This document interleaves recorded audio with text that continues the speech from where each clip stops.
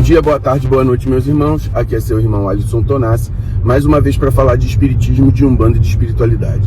Hoje eu queria responder a pergunta da minha irmã Anelisa: por que um médium que recebe o seu próprio guia, ele precisa passar por um guia de um outro médium, né? Aqui eu vou citar alguns motivos, tá? Um médium, teoricamente, o seu próprio guia, ele é capaz de dar a você um certo grau de resposta, tá? às suas perguntas. Mas nem sempre todas as respostas são respondidas por aquele guia. Então, por exemplo, eu passo muito pouco por consultas, porque normalmente, quando há uma necessidade de resposta na minha vida, há uma pergunta para que seja respondida, os meus guias mesmos respondem. Sendo que, algumas vezes, nós mesmos ficamos no vácuo. Nós, médiuns, somos tratados pelos nossos guias como qualquer outra pessoa. Eu falei num vídeo que muitas vezes as respostas que eu tenho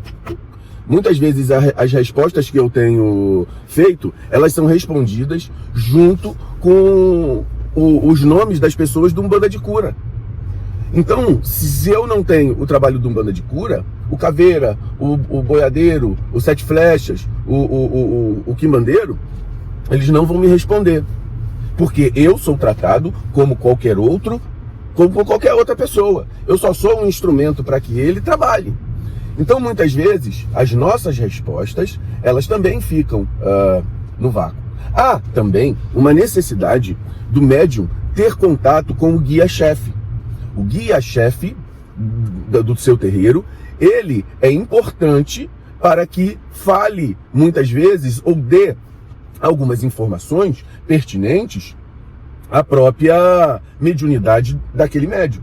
E durante a incorporação, não é o guia responsável por esse processo. O guia, ele também, ele tem, é claro, influência no processo, o guia do médium, ele tem influência no processo, mas ele não é o responsável. O responsável para acertar todos os processos das regras da casa é o pai, a mãe de santo e o próprio guia-chefe dele. Então, muitas vezes, há a necessidade do guia-chefe acertar alguns processos. E aí, o guia-chefe mesmo chama o médium para que ele tenha o esclarecimento de determinados assuntos. E aí, quem está na assistência vai ver o médium incorporante falando com o médium do pai, o guia do pai e da mãe de santo.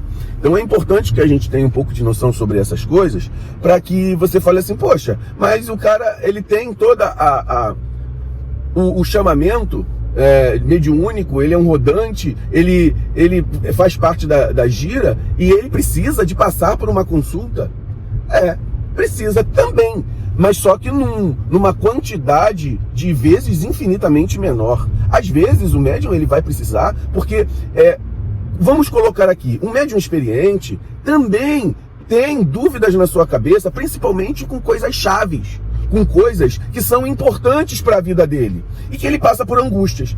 Nesse processo, a mente dele fica barrada para poder discernir a informação do guia espiritual, e aí nós precisamos de um terceiro. Vamos supor, sei lá, tem algum parente meu à beira da morte, e, por exemplo, um filho, nós que vamos ficando angustiados, a gente vai precisar da orientação de um médium que está de fora da situação, para que a mente dele não bloqueie a informação que vai ser passada. O que precisa ser passado pela angústia daquele médium que está passando por ali, porque é a vida dele. Eu vou dar um exemplo: eu sou médico e sou cirurgião dentro da área de otorrino, medicina do sono. Como eu vou fazer a cirurgia estando emocionalmente tranquilo de um filho meu? Isso é uma coisa problemática, certo? Então, o bom senso pede que o parente não venha a interferir no tratamento do seu querido, da pessoa que é seu filho, seu parente, certo? Então é muito importante que nós tenhamos essa visão, porque o médium também é um necessitado. E os guias tratam, os médiuns, os guias de luz, vão tratar os seus próprios médiuns com todo carinho, assim como tratam todas as outras pessoas, certo? E nós, para eles, somos especiais porque somos aparelhos deles. Somos cavalos, somos instrumentos dele. E eles tratam bem seus instrumentos. Mas não somos diferentes de qualquer outra pessoa. Para eles, na questão de consulta, na questão de falar sobre a sua própria vida, né? Eu vou também dar um exemplo de trabalho. Olha, eu trabalho com uma pessoa dentro do hospital. Eu posso até ter um certo grau de simpatia por essa pessoa, mas isso não significa que eu, com essa simpatia, vou ter que conversar coisas pessoais com ele, porque ali é um ambiente de trabalho. E o terreiro é um ambiente de trabalho para o guia espiritual. Não necessariamente ele vai ter que conversar coisas da minha vida pessoal. Ele não vai ter que conversar coisas que fazem parte do seu próprio trabalho, porque você é um colega de trabalho dele, certo? Então, vamos pensar nessas condições, tá? O médium, ele não é Deus. Ele é simplesmente uma pessoa que se dispõe a um tipo de trabalho, e ele também precisa. É claro que um médium equilibrado, quanto mais equilibrado o médium é, menos ele precisa conversar. Eu, realmente, na última gira de criança, eu passei por uma circunstância, por exemplo, a minha conexão com criança é muito, muito pequena. E aí, eu sinto a energia e ela se esvai.